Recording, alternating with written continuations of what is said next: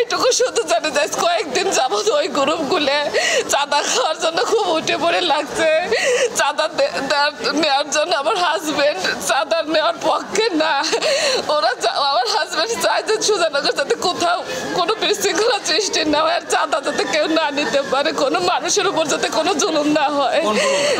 সেলিম গ্রুপের লোকজন, আমার হাজবেন্ড তুহিন গ্রুপের লোকজন।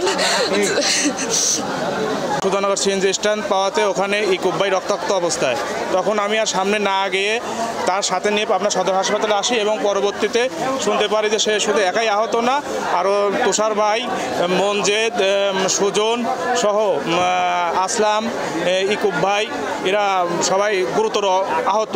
তো এমন অবস্থায় পাবনায় 6 থেকে 7 জনের রেখে 2 জনকে ইমার্জেন্সিভাবে রাজশাহী পাঠানো হয়েছে।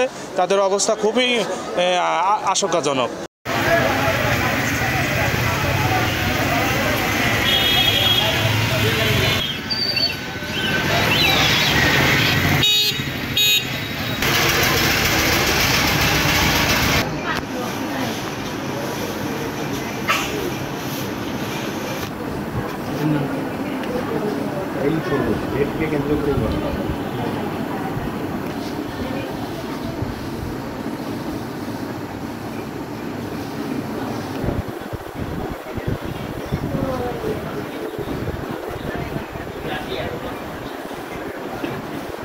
বড় সাংবাদিক না, কাউন্সিল নিজেই ওখানে ছিলেন।